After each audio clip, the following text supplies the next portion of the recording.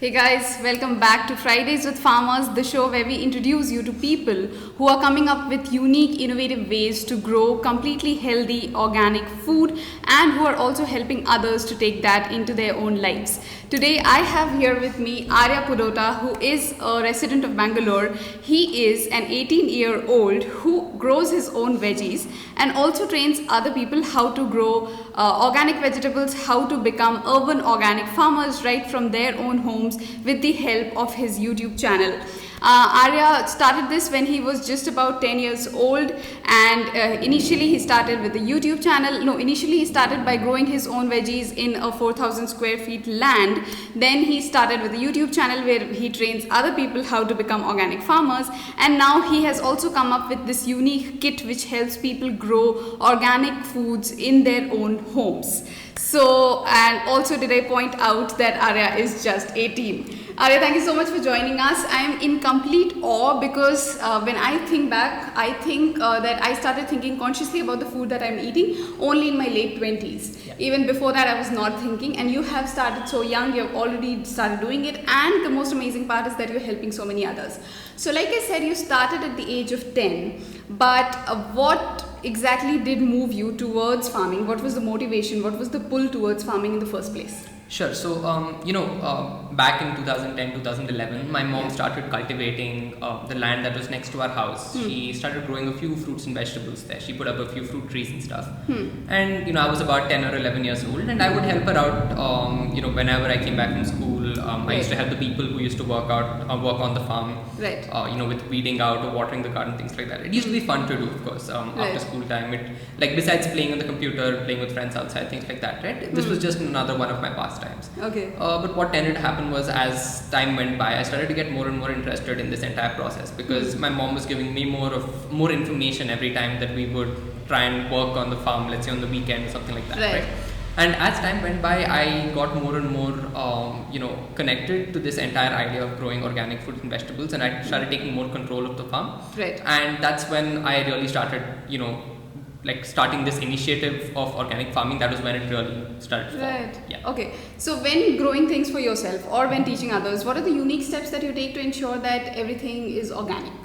So fertilizers, how do we not use that? What are the things that you do? Sure. So what I try to tell people is to substitute the fertilizers and pesticides that we're using, right? Okay. So I tell them to use a neem fertilizer or try and use vermicompost that you can make from the vegetable and fruit waste from your own kitchen, right? Right. So what I've done is I have a few wet waste management videos in terms of vermicomposting and composting videos that I have on my YouTube channel. Okay. And I like to tell my viewers to do two things in tandem. One is to manage the wet waste at home, and two is to grow the organic fruits and vegetables. So they can use that vermicompost as the fertilizer. And in terms of pesticides, of course, there are a lot of natural techniques that you can use to try and reduce the number of pests that you get on your fruits and vegetable trees, right?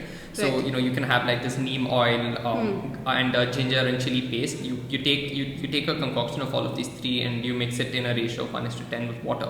Okay. And you spray that on the seeds not on the seeds, on the plants and on the leaves, and that actually it kind of detracts the pests from actually getting onto the plants, right? So those are some of the natural methods that I try to promote with the. What was it? Neem oil, ginger? Neem oil, ginger, and chili. So what you do is you make a paste out of that. Just put it in your mixer, and once you get that paste, you put it into water and you mix it in a 1:10 ratio. Right. And you take that and you spray it on your on the leaves of your plants which have been infested with worms.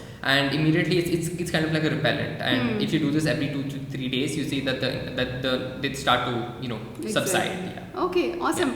For those of you who have just joined us, we are here with Arya, who's a resident of Bangalore, 18-year-old, doing organic farming, teaching others how to become urban organic farmers right from the comforts of their home. So Arya, let's move to your YouTube channel. What was the motivation behind starting that? How did you come up with the idea that other people also need to learn about this?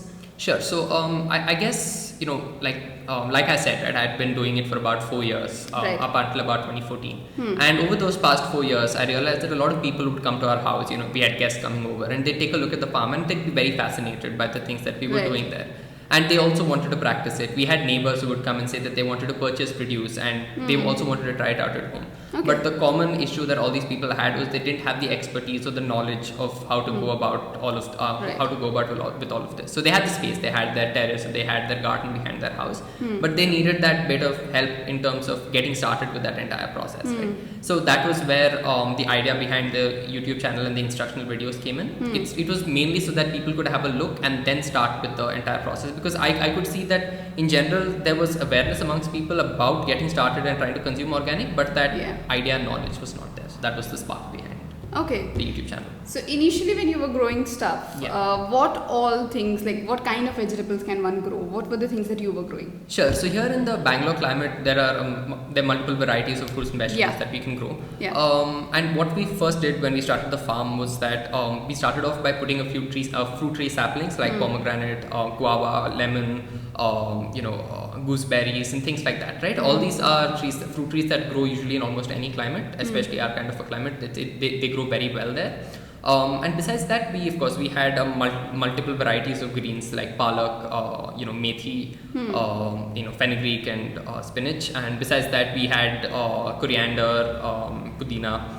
And so those were the kinds of greens that we would grow. Besides that, of course, we had tomatoes, chilies that we would grow. And what we would do with the chili plants is that, we'd have rows of tomatoes and lady's fingers plants like that. And brinjals and things like that. And the thing is that the pests like to come and attack these kinds of, these kind of plants, right? So what we would do is that on every alternate row, we would place chili plants, because the thing is that they're very good at repelling pests, especially under the ground, right? The roots are very good at repelling the pests, and they ensure that the quality of the soil, not the quality of the soil, but the number of pests reduced. And also it's also good because if you have an infection on one particular kind of plant, like if you have an infection on a tomato plant, and if you have three rows of tomatoes, what happens is that one row ends up the infection spreads. Right. But if you have two different rows of other plants that are coming up, then the chances of the spread of infection reduce. So those were the kinds of things that we would do. And of course, besides that, potatoes, onions, things that grow below the soil, beetroots, pumpkins, just a variety, about 20 to 25 varieties were what we were growing in terms of vegetables. So even these basic things, did you learn from somewhere? Did you take a course? Did you research? Because many of us before starting we're like, we don't know anything. How do we? We don't know anything about the soil. So how do we even do it? So I guess the advantage for me was that my grandparents grew up in a rural part of Andhra Pradesh. So they had a general idea of how to go about with the entire process of agriculture. And that was something that my mom also had an idea of, because of course when she grew up in Hyderabad and then in Bangalore, but she also used to go back to her native place every now and then. And I think that was also something that gave her an idea of the entire process of for agriculture. And that was something that I then picked up from them. And once you learn how to grow, let's say brinjal, the process for growing a brinjal tree is brinjal plant is very similar to growing a tomato plant or maybe a lady's finger plant, right? The amount of difference in terms of the requirements that you need to put in are very, very small. In any case, at maximum, some of them might get more pests than the others. Some of them might require a little more water. But that's just something that you learn automatically. You'll notice that the plant might be wilting a little bit, so then you notice, okay, the brinjal plants maybe require a bit more water than the tomato plants. So I guess it's just a bit of practice, trial and error methods sometimes that we start off with. And once you get that expertise, you can share it with other people. Okay. So tell us more about, so I read that you also started some other green initiatives. Like initially you were also teaching school kids other than your neighbors, of course, and that's how it slowly spread. So what more are you doing on other green initiatives that you have taken up in the past that I have not touched upon? Sure. So my organic farm, this was what I concentrated on throughout my school life. For the past 4 years, this is what I've been concentrating on. But actually now, about 6 or 7 months ago, my brother actually started, not even 6 or 7, almost a year ago, but we've been more active recently. We've started working on this organization called Millet Mantra. Okay. Now, what we try to do is we try to promote the use of and the consumption and production of millets in our country, right? Because the thing is that, there's a general perception amongst people that, right now, at least among the urban populace, we're beginning to understand that, rice and wheat may not be as healthy as we think they are. The glycemic index of rice is extremely high. Wheat tends to have gluten in it, and that's not good for some people, right? So we started to get away from that, and we're going and importing various different kinds of millets from abroad, and that's I find that extremely weird, considering that especially here in South India we have traditionally, especially in the rural areas, a very high consumption of millets such as ragi and finger millet, the horse millet and things like that, right? Yeah. These various different kinds of millet types that have been predominantly growing in our area, even bajra up north, things like that, right? They're much healthier than wheat and rice because of the lower glycemic index. You also end up consuming far less because they're you get far more easily satiated with a smaller amount of the food in terms of these millets. Right. So we're trying to promote the health benefits and also the fact that these millets can grow in very arid regions, areas with that are prone to droughts and stuff like that, right? Millets are a great option, especially in the summer season. So you see a lot of stories about farmers committing suicide in places like Maharashtra. There were mass suicides by farmers due to the famines and droughts that used to occur, right? Yeah. But this is something that we can cull with the help of the production of millets. I think that we need to start working with the government and with the state agencies in trying to disperse these free millet seeds towards farmers so that they can get an idea of how to grow. And the other issue is that things like ragi and ragi, for example, it's very cheap per kilo to consume, right? You can buy it for a very low rate from the market, and that's one of the reasons why the farmers don't grow it. The thing is that there's just not enough demand to actually justify the increase in the asking price. Yeah. So once we bring up both aspects of it, we think that it will be healthier for both people to consume and also good for the farmers. So we actually have a YouTube channel that's been set up. Currently we're focusing on creating recipes for people to use they're basically millet recipes, different ways of how to use millets, because a lot of people think that millets are not nice to eat, they don't taste good and stuff, but we're trying to prove that wrong by creating tasty recipes. And then we start off with the farmer angle of things, and now we're trying to work on that after making it popular enough. Right. Great. Okay, so we'll move to this grow basic kit that you have come up with. Sure. So just tell us, how exactly does it work? How does it become a plant? How does it work? Yeah. So so the thing is that before I explain how this works, I just want to talk about why we came up with this kit in the first place.